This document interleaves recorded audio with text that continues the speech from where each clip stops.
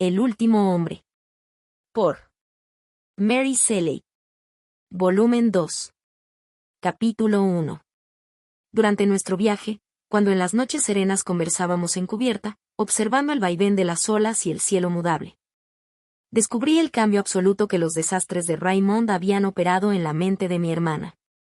Eran las aguas del mismo amor, últimamente frías y cortantes como el hielo, las que ahora, liberadas de sus gélidas cadenas, recorrían las regiones de su alma con agradecida y abundante exuberancia.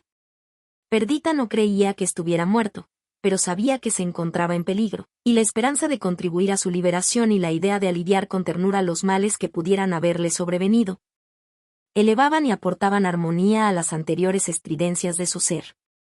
Yo, por mi parte, no me sentía tan optimista como ella respecto del resultado de nuestra misión, aunque en realidad ella se mostrara más segura que optimista. La esperanza de volver a ver al amante que había rechazado, al esposo, al amigo, al compañero de su vida, del que llevaba tanto tiempo alejada, envolvía sus sentidos en dicha, su mente en placidez. Era empezar a vivir de nuevo, era dejar atrás las arenas desiertas para ir en pos de una morada de fértil belleza, era un puerto tras una tempestad, una dormidera tras muchas noches en vela. Un despertar feliz tras una pesadilla. La pequeña Clara nos acompañaba. La pobre niña no comprendía bien qué sucedía. Había oído que nos dirigíamos a Grecia, donde vería a su padre, y ahora, por vez primera en mucho tiempo, se atrevía a hablar de él con Perdita. Al llegar a Atenas constatamos que nuestras dificultades aumentaban. Ni la historiada tierra ni el clima balsámico podían inspirarnos entusiasmo o placer mientras Raymond se hallara en peligro. Ningún otro hombre había despertado un interés público tan grande, algo que resultaba evidente incluso entre los flemáticos ingleses, con los que no trataba hacía tiempo. Los atenienses esperaban que su héroe regresara triunfante. Las mujeres habían enseñado a sus hijos a susurrar su nombre seguido de una expresión de agradecimiento. Su belleza viril, su valor, la devoción que había sentido siempre por su causa, lo hacían aparecer a sus ojos casi como una de las deidades antiguas de aquellas tierras, bajado de su Olimpo para defenderlos. Cuando se referían a su probable muerte y a su cautividad segura, lloraban a lágrima viva. Del mismo modo que las madres de Siria habían llorado a Adonis, las esposas y las madres de Grecia plañían a nuestro Raymond inglés. Atenas era una ciudad de lamentos. Todas aquellas muestras de desconsuelo llenaron a Perdita de espanto. Mientras se hallaba lejos de la realidad, sus expectativas, mezcla de optimismo y confusión, engendradas por el deseo, habían creado en su mente una imagen de cambio instantáneo que se produciría apenas pisara suelo griego. Imaginaba que Raymond ya habría sido liberado y que sus dulces atenciones borrarían incluso el recuerdo de su mala fortuna. Pero su destino seguía siendo incierto, y ella empezó a temer lo peor y a sentir que las esperanzas de su alma se habían vertido en un azar que podía revelarse adverso. La esposa y la encantadora hija de Lord Raymond fueron desde el principio objeto de profundo interés en Atenas. Las puertas de su residencia eran constantemente asediadas, y desde ellas se murmuraban oraciones para el regreso del héroe. Todas aquellas circunstancias llenaban a Perdita de zozobra y temores. Yo, por mi parte, no cejaba en mi empeño. Transcurrido un tiempo abandoné Atenas y me uní al ejército, acampado en la localidad tracia de Kisan.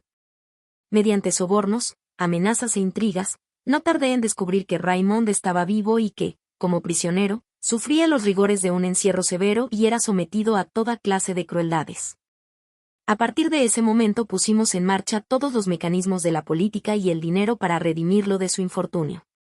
El carácter impaciente de mi hermana regresó a ella, crecido por el arrepentimiento, azuzado por la culpa.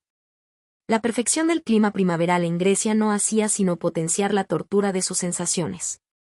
La incomparable belleza de la tierra, tapizada de flores, el sol benigno, las agradables sombras, las melodías de los pájaros, la majestuosidad de los bosques, el esplendor de las ruinas marmóreas, el claro resplandor de las estrellas por la noche, la combinación de todo lo que era emocionante y voluptuoso en aquella tierra trascendente, que aceleraba su espíritu vital y le excitaba los sentidos en todos los poros de su piel, no hacía más que agudizar su dolor. Contaba el lento transcurrir de las horas y el sufrimiento de su amado ocupaba todos sus pensamientos. Se abstenía de comer. Se echaba en tierra desnuda y trataba de imitar en todos los tormentos de Raymond, esforzándose por comulgar con su dolor distante. Recuerdo que, en uno de sus momentos más difíciles, un comentario mío le había causado irritación y desdén. Y Perditas, le había dicho yo, algún día descubrirás que hiciste mal al arrojar a Raymond a las espinas de la vida. Cuando la decepción haya mancillado su belleza, cuando las desgracias del soldado hayan ajado su virilidad, cuando la soledad le vuelva amargos incluso sus triunfos, entonces te arrepentirás. Y lamentarás el cambio irreparable. Que en corazones soy pétreos.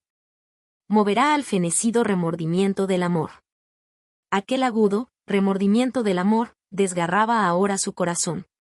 Se culpaba del viaje que Raymond había emprendido a Grecia, de los peligros que había corrido, de su encarcelamiento. Imaginaba la angustia de su soledad. Recordaba con qué impaciencia y dicha le había comunicado sus alegres esperanzas, con qué inmenso afecto había aceptado que ella se preocupara por él. A su mente regresaban las muchas ocasiones en que había declarado que la soledad era el peor de todos los males, y que a él la muerte le infundía más miedo y dolor cuando se imaginaba la tumba sola. Y mi niña buena le había dicho me alivia de mis peores fantasías. Unido a ella, amado por su dulce corazón, no volveré a conocer la tristeza de hallarme solo. Y si muero antes que tú, mi Perdita, conserva mis cenizas hasta que puedan mezclarse con las tuyas. Se trata de una idea absurda para alguien que no es materialista, pero creo que, incluso en esa celda oscura, tal vez sienta que mi polvo inanimado se funde con el tuyo, y de ese modo, cuando me marchite, tendré tu compañía. En sus días de resentimiento, recordaba aquellas palabras con acrimonia y desprecio. Pero también ahora, apaciguada, la visitaban, privándola del sueño, suprimiendo toda esperanza de su mente inquieta. Así transcurrieron 2 meses, hasta que al fin obtuvimos la promesa de su liberación. El encierro y las dificultades habían minado su salud. Los turcos temían el cumplimiento de las amenazas del gobierno inglés si moría en su poder, creían imposible su restablecimiento y lo entregaron moribundo, dejándonos gustosamente a nosotros la tarea de celebrar los ritos funerarios. Llegó por mar a Atenas desde Constantinopla. El viento, aunque favorable, soplaba con tal fuerza que no pudimos recibirlo en alta mar, como era nuestro deseo. La torre de vigía de Atenas se veía asediada por los curiosos y se escrutaba la aparición de todas las velas.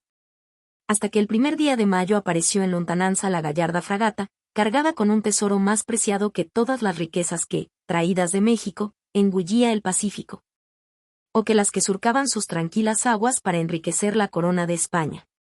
Al amanecer se vio que el barco arribaba a la costa, y se dedujo que echaría el ancla a 5 millas de tierra. La noticia se propagó por toda Atenas y la ciudad en pleno se congregó a las puertas del Pireo, tras descender camino del puerto por las calles, a través de los viñedos, de los olivares y los campos de higueras. La algarabía del populacho, los colores vistosos de sus atuendos, el tumulto de carruajes y caballos, el avance de los soldados, todo se mezclaba con el ondear de las banderas y el sonido de las músicas marciales, que se sumaban a la gran excitación de la escena, puntuada por la solemne majestad de las ruinas antiguas que nos rodeaban. A nuestra derecha se levantaba la Acrópolis, testigo de 1000 cambios, de antigua gloria, del dominio turco, de la restauración de la ansiada libertad, esparcidos por todas partes. Los cenotafios y las tumbas cubiertos de una vegetación siempre reverdecida. Los poderosos muertos acechaban desde sus monumentos y, en el entusiasmo de las multitudes, contemplaban la repetición de unas escenas de las que ellos habían sido actores. Perdita y Clara viajaban en un carruaje cerrado. Yo la seguía a caballo. Finalmente llegamos al puerto. Me impresionó la magnitud del oleaje. La playa, por lo que podía distinguirse, estaba llena de una muchedumbre movediza que, empujada por quienes avanzaban hacia el mar, se retiraba cada vez que las grandes olas se acercaban a ellos. Miré por el catalejo y vi que la fragata ya había echado el ancla, temerosa de acercarse más a la costa de Sotavento.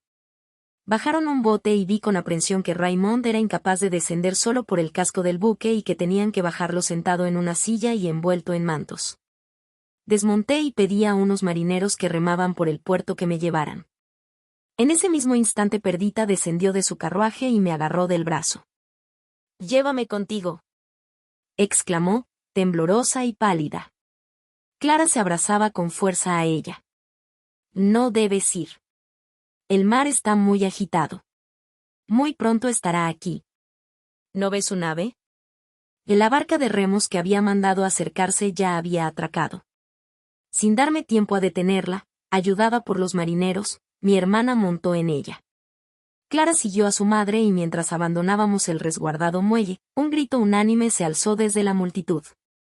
Perdita, en la proa, se aferraba a uno de los hombres, que miraba por el catalejo, y le hacía 1000 preguntas, sin importarle el agua que la salpicaba, sorda, ciega a todo salvo al punto lejano que, apenas visible sobre las olas, se aproximaba a nosotros, que avanzábamos hacia él con toda la fuerza que 6 remeros podían proporcionarnos. Los uniformes pintorescos de los soldados que formaban en la playa, los sonidos de la vigorosa música, los estandartes que la fuerte brisa hacía ondear, las exclamaciones constantes de la multitud. De piel oscura y atuendo extranjero, claramente oriental, la visión del peñasco coronado por el templo. El mármol blanco del edificio que reverberaba al contacto con el sol y se recortaba claramente contra el perfil de las montañas imponentes que se erguían detrás. El rugido cercano del mar, el chasquido de los remos, el salpicar del agua.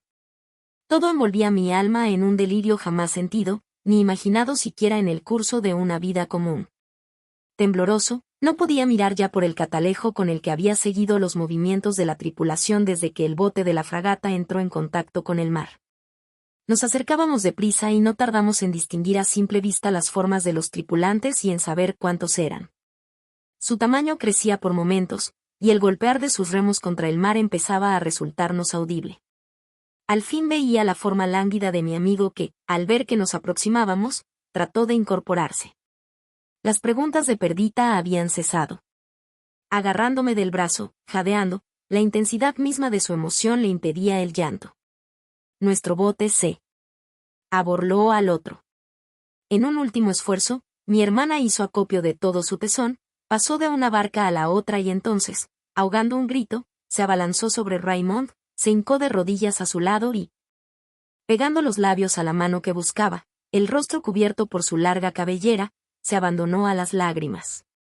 Raymond se había alzado un poco al ver que nos acercábamos, pero incluso aquel movimiento le había supuesto una gran fatiga. Con las mejillas hundidas y los ojos ausentes, pálido y flaco, apenas reconocía el amor de Perdita. Permanecí largo rato asombrado y mudo, mientras él contemplaba sonriente a la pobre muchacha. Sí, aquella era su sonrisa. Un rayo de sol iluminando un valle oscuro muestra sus líneas hasta ese momento ocultas. Ahora aquella sonrisa, la misma con la que pronunció sus primeras palabras de amor a Perdita.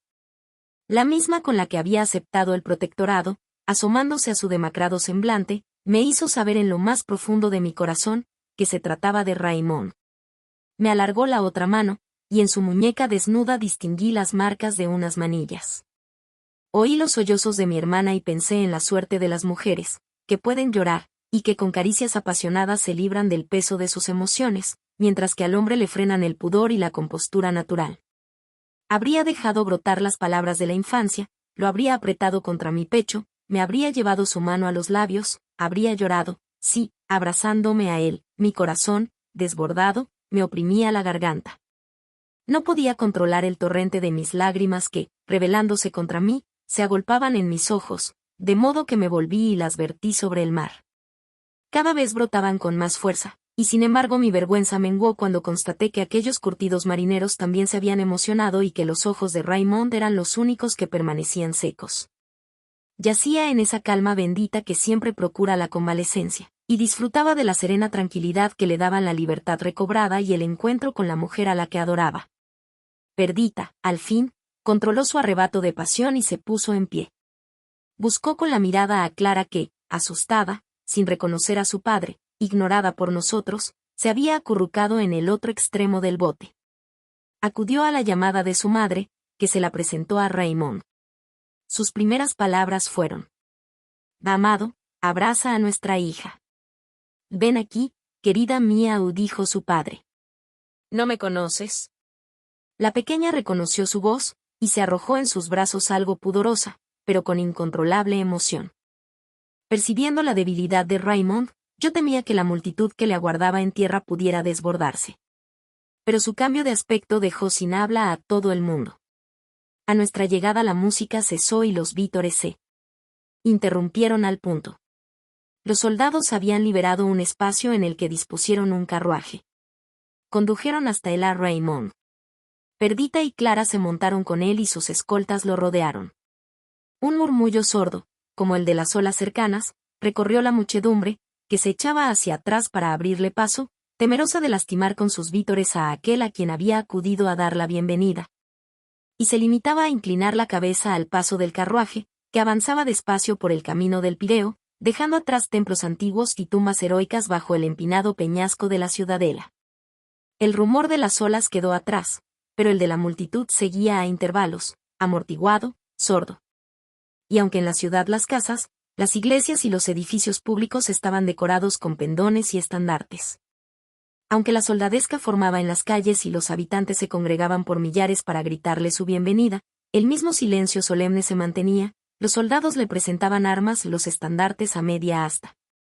Muchas manos blancas empuñando banderolas y en vano buscaban distinguir al héroe en su vehículo que, cerrado y rodeado de guardias, se dirigía al palacio que le habían dispuesto. Raymond se sentía débil, exhausto, y sin embargo el interés que suscitaba su persona le llenaba de orgullo. El amor que los demás le profesaban estaba a punto de matarlo.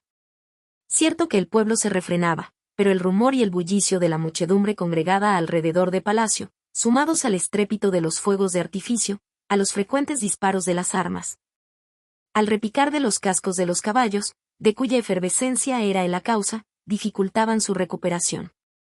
De modo que, al poco, decidimos trasladarnos por un tiempo a Eleusis, donde el reposo y los cuidados lograron que nuestro enfermo recobrara fuerzas prontamente.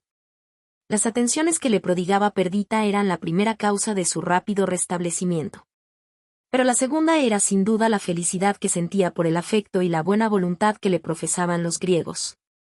Se dice que amamos mucho a aquellos a los que causamos un gran bien. Raymond había luchado y conquistado territorios para los atenienses. Había sufrido por ellos, se había expuesto a los peligros, al cautiverio y a las dificultades. Su gratitud le conmovía profundamente y en lo más hondo de su corazón anhelaba ver su destino unido para siempre al de aquel pueblo que sentía por el tal devoción. El amor y la comprensión de la sociedad constituían un rasgo marcado de mi carácter. En mi primera juventud, el drama vivo que se había desarrollado a mi alrededor había llevado a mi corazón y a mi alma hasta su vórtice. Ahora me percataba de cierto cambio. Amaba, esperaba, disfrutaba. Pero había algo más. Me mostraba inquisitivo respecto a los principios internos de las acciones de aquellos que me rodeaban, impaciente por interpretar correctamente sus ideas, ocupado siempre en adivinar sus planteamientos más recónditos. Todos los acontecimientos, además de interesarme profundamente, aparecían ante mí en forma de pinturas. Otorgaba el lugar justo a cada personaje de un grupo, el equilibrio justo a cada sentimiento. Esa corriente subterránea de pensamiento solía calmarme en momentos de zozobra o agonía. Confería idealismo a algo que, tomado en su verdad más despojada, hubiera repugnado al alma. Dotaba de colores pictóricos la tristeza y la enfermedad, lo que con frecuencia me aliviaba de la desesperación en momentos de pérdida. Aquella facultad, o instinto, volvió a despertar en mí. Observaba la renacida devoción de mi hermana, la admiración tímida pero indudable que Clara sentía por su padre, el hambre de reconocimiento de Raymond. La importancia que para él tenían las demostraciones de afecto de los atenienses. Así, observando con atención los hechos de aquel capítulo del libro, no me sorprendió demasiado el relato que leí al volver la página. El ejército turco se encontraba en ese momento asediando Rodosto. Y los griegos, apresurándose en sus preparativos y enviando refuerzos todos los días, estaban a punto de obligar al enemigo a entrar en batalla. Todo el mundo consideraba la lucha inminente como un episodio decisivo en gran medida, pues en caso de victoria, el paso siguiente sería el asedio griego de Constantinopla. Raymond, algo más repuesto, se dispuso a retomar su mando en el ejército. Perdita no se opuso a su decisión y se limitó a estipular que le permitiera acompañarlo. No se había marcado ninguna pauta de conducta para sí misma, pero ni aun queriendo hubiera podido oponerse al más banal de sus deseos ni hacer otra cosa que aceptar de buen grado todos sus planes. Una palabra, en realidad, la hubiera alarmado más que las batallas y los sitios, pues confiaba en que, durante estos, la destreza de Raymond lo libraría de todo peligro. Y aquella palabra, que por entonces para ella no era más que eso, era peste. Ese enemigo de la raza humana había empezado, a principios de junio, a alzar su cabeza de serpiente en las orillas del Nilo y había afectado ya a zonas de Asia por lo general libres de semejante mal. La plaga alcanzó Constantinopla, pero como la ciudad recibía todos los años la misma visita, se prestó poca atención a los relatos que afirmaban que allí ya habían muerto más personas de las que normalmente eran presa de ella en los meses más cálidos. Sin embargo, ni la peste ni la guerra impedirían a Perdita seguir a su señor ni la llevarían a plantear objeción alguna a sus planes. Estar cerca de él, recibir su amor, sentir que volvía a ser suyo, constituían el colmo de sus deseos. El objeto de su vida era darle placer. Así había sido antes, pero con una diferencia. En el pasado, sin preverlo ni pensarlo, le había hecho feliz siéndolo ella también, y ante cualquier decisión consultaba sus propios deseos, pues no se diferenciaban de los de su amado. Ahora, en cambio, no se tenía en cuenta a sí misma, sacrificando incluso la inquietud que le causaba su salud y bienestar, decidida como estaba a no oponerse a ninguno de sus planes. A Raymond le espoleaban el amor del pueblo griego, la sed de gloria y el odio que sentía por el gobierno bárbaro bajo el que él mismo había sufrido hasta casi la muerte. Deseaba devolver a los atenienses el amor que le habían demostrado, mantener vivas las imágenes de esplendor asociadas a su nombre y erradicar de Europa un poder que, mientras todas las demás naciones avanzaban en civilización, permanecía inmóvil, como monumento de antigua barbarie. Yo, por mi parte, habiendo logrado la reconciliación de Raymond y Perdita, me sentía impaciente por regresar a Inglaterra. Pero su petición sincera, unida a mi curiosidad creciente y a una angustia indefinida por presenciar la catástrofe, al parecer inminente, de la larga historia bélica de Grecia y Turquía, me llevaron a consentir en prolongar mi periodo de residencia en suelo heleno hasta el otoño. Tan pronto como la salud de Raymond estuvo lo bastante restablecida, se preparó para unirse al campamento griego, que se había concentrado cerca de Kisan, ciudad de cierta importancia situada al este del río Ebros. En ella se instalarían Perdita y Clara hasta que se produjera la esperada batalla. Salimos de Atenas el segundo día de junio. Raymond había ganado peso y color.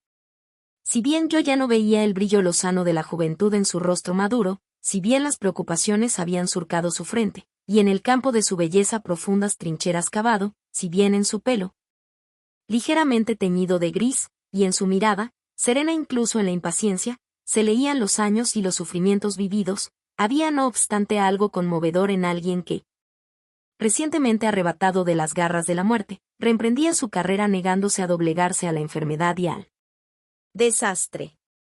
Los atenienses no veían en él, como antes, al joven heroico ni al hombre desesperado dispuesto a morir por ellos, sino al comandante prudente que, por el bien de ellos, cuidaba de su propia vida y ponía en segundo plano sus tendencias guerreras a favor del plan de acción que desde las instancias políticas se hubiera trazado. La ciudad toda nos acompañó durante varias millas. A nuestra llegada, hacía un mes, nos había recibido silenciada por la tristeza y el miedo, pero el día de nuestra partida fue una fiesta para todos. Los gritos resonaban en el aire y las ropas pintorescas, de vivos colores, brillaban al sol.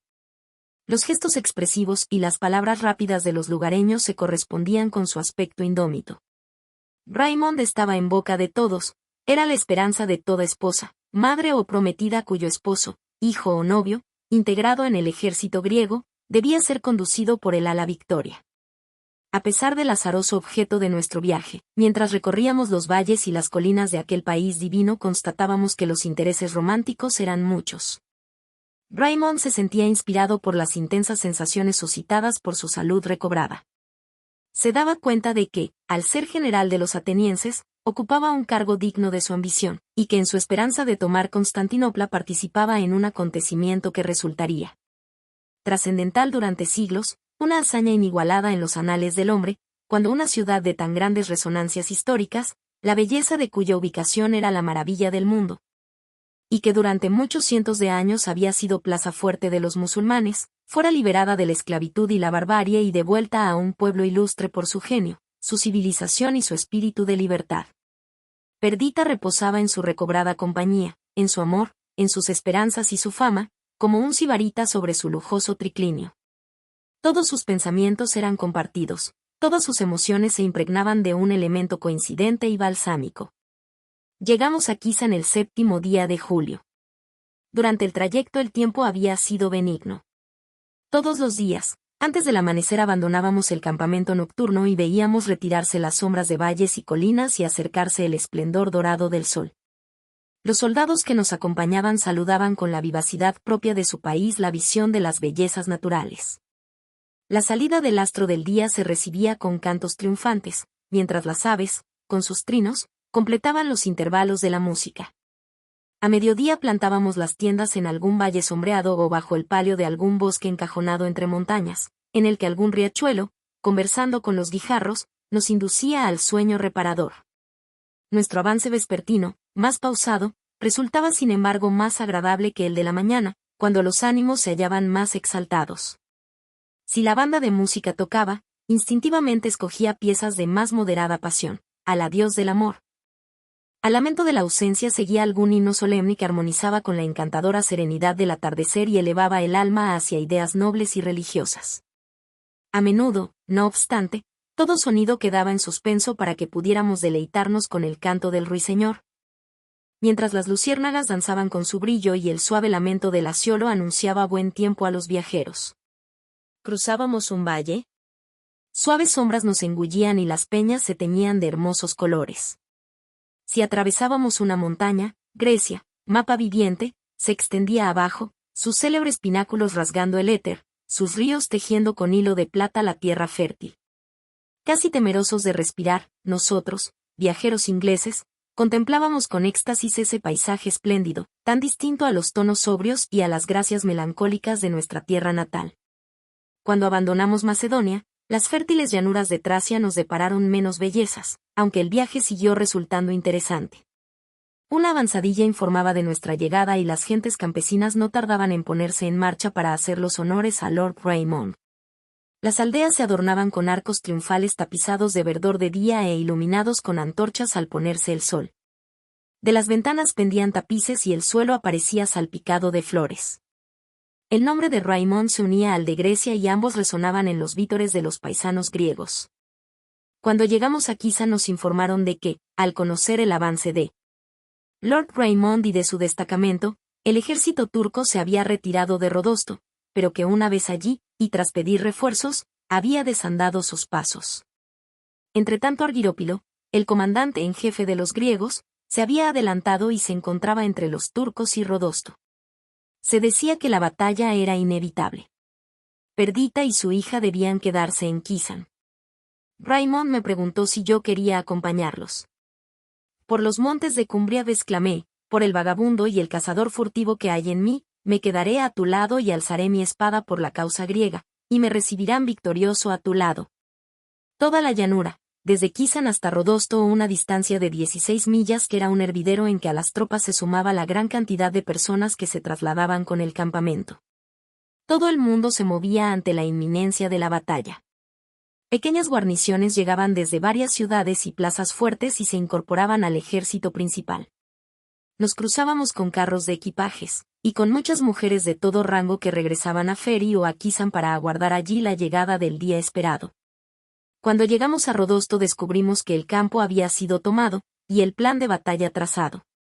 El sonido de disparos, a primera hora del día siguiente, nos informó de que las avanzadillas de los dos ejércitos ya habían tomado posiciones.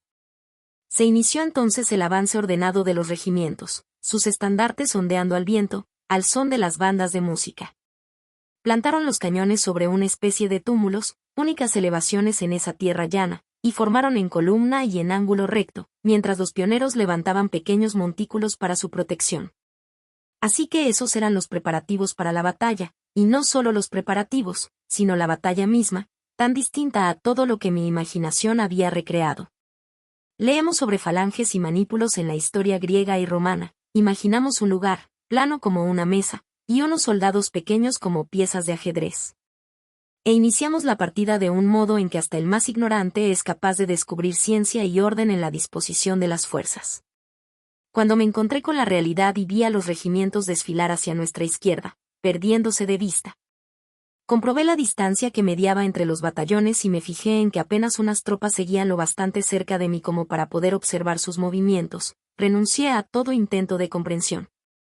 A todo intento incluso de presenciar una batalla, y me limité a unirme a Raymond y a seguir con gran interés sus acciones. Él se mostraba digno, gallardo e imperial. Transmitía sus órdenes de modo conciso y su intuición de los acontecimientos del día me resultaba milagrosa. Entretanto el cañón rugía y la música elevaba a intervalos sus voces de aliento. Y nosotros, en el más elevado de los montículos que he mencionado, demasiado lejos para ver las espigas cegadas que la muerte acumulaba en sus silos, observábamos ora los regimientos perdidos entre el humo, ora los estandartes y las lanzas asomándose sobre la nube, mientras los gritos y los clamores ahogaban cualquier otro sonido. A primera hora del día Argyropilo fue herido de gravedad y Raymond asumió el mando de todo el ejército. Dio pocas instrucciones hasta que, al observar, valiéndose del catalejo, las consecuencias de una orden que había dado, su rostro, tras unos instantes de vacilación, adquirió un gesto radiante. «Y el día es nuestro», exclamó. «Los turcos huyen de nuestras bayonetas». Y entonces, sin perder un segundo, envió a sus ayudas de campo para que ordenaran una carga de caballería contra el enemigo en retirada. La derrota fue total, el cañón dejó de rugir, la infantería se retiró y la caballería siguió a los turcos que, en desbandada, corrían por la lúgubre llanura. Los oficiales de Raymond partieron en distintas direcciones para realizar observaciones y transmitir órdenes. Incluso a mí se me envió a una zona lejana del campo de batalla. El terreno en que había tenido lugar era llano, tanto que desde los túmulos se divisaba la línea ondulante de montañas que se alzaba en el lejano horizonte. El espacio intermedio no presentaba la menor irregularidad, salvo por unas ondulaciones que se asemejaban a las olas del mar. Toda esa parte de Tracia había sido escenario de contiendas durante tanto tiempo que seguía sin cultivar y presentaba un aspecto baldío, siniestro. La orden que yo había recibido consistía en otear, desde una elevación que quedaba al norte, en la dirección que podía haber tomado un destacamento enemigo. La totalidad del ejército turco, seguido del griego, se había encaminado hacia el este. En la zona que observaba yo solo quedaban los muertos. Desde lo alto del montículo miré a lo lejos. Todo estaba desierto y en silencio. Los últimos rayos del sol poniente se proyectaban desde la lejana cumbre del monte Athos. El mar de Mármara aún brillaba, reflejándolos, mientras que la costa asiática, más lejana, se hallaba medio oculta tras el velo de una nube baja. Muchos eran los cascos, las bayonetas y las espadas esparcidos aquí y allá, caídos de manos inertes, en los que reverberaba el rayo moribundo. Desde el este, una bandada de cuervos, viejos habitantes de los cementerios turcos, se acercaba a su cosecha planeando. Es la hora del día, de melancolía dulce aún, que siempre me ha parecido más propicia para comulgar con los poderes superiores, pues nuestra determinación mortal nos abandona y una dócil complacencia invade el alma. Pero ahora, en medio de los heridos y los muertos, ¿cómo podía apoderarse de uno solo de los asesinos un solo pensamiento celestial, una sola sensación de paz? Durante el día, ocupada, mi mente se había entregado, esclava complacida, al estado de las cosas que le presentaban sus congéneres, y la asociación histórica, el odio al enemigo y el entusiasmo militar me habían dominado. Pero ahora observaba la estrella vespertina que pendía oscilante, serenamente, destacando entre los tonos anaranjados del ocaso. Me volví hacia la tierra cubierta de cadáveres y sentí vergüenza de mi especie. Tal vez también la sintieran los plácidos cielos, pues no tardaron en cubrirse de neblina, cambio al que contribuyó la rápida desaparición de la luz habitual en el sur.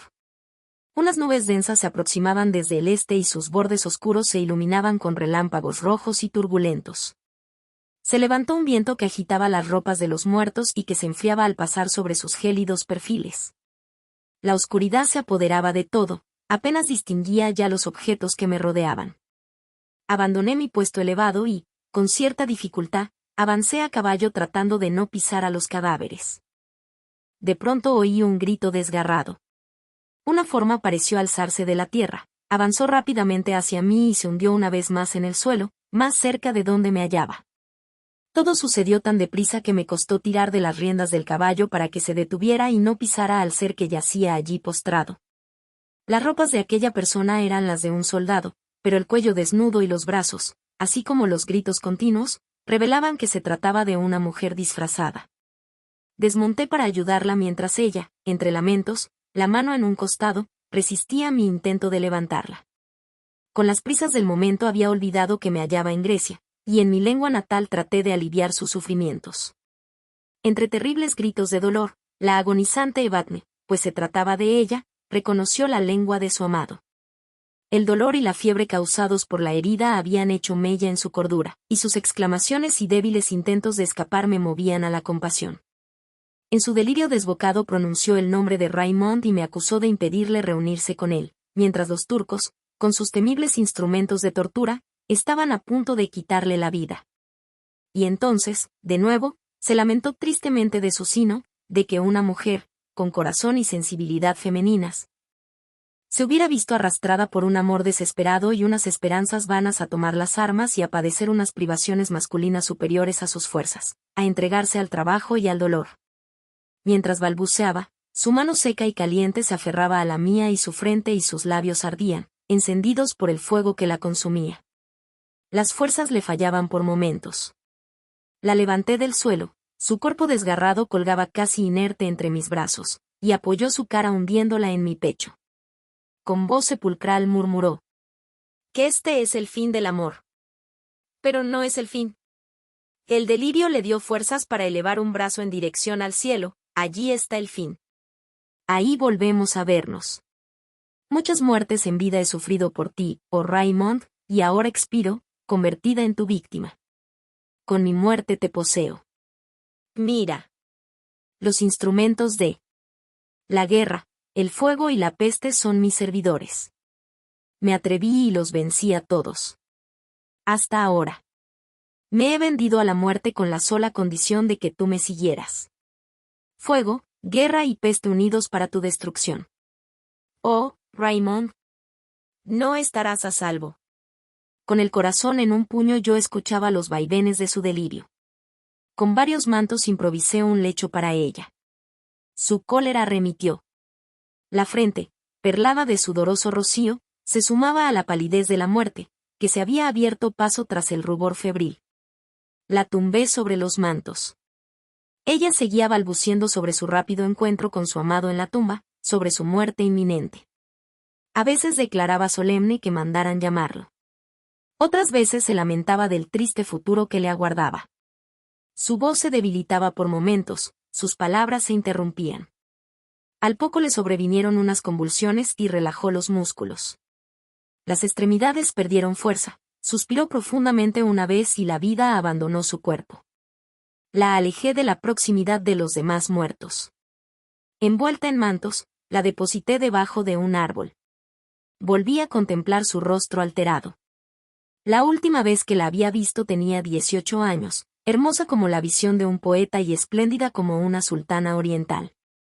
Habían transcurrido 12 años desde entonces, 12 años de cambios, de penas e infortunios. Su rostro radiante se había ensombrecido, ajado. Sus miembros habían perdido la redondez de la juventud y la feminidad. Tenía los ojos hundidos. Hundida, extenuada. Las horas su sangre habían consumido. Y surcado su frente de líneas y arrugas. Con tembloroso horror velé a ese monumento de pasión y desgracia humanas. La cubrí con todas las banderas y ropajes de que pude hacer acopio, para protegerla de las aves y las alimañas hasta que pudiera proporcionarle una sepultura digna. Triste, lentamente, seguí mi camino entre montañas de cadáveres y, guiado por las luces parpadeantes de la ciudad, llegué al fin a Rodosto.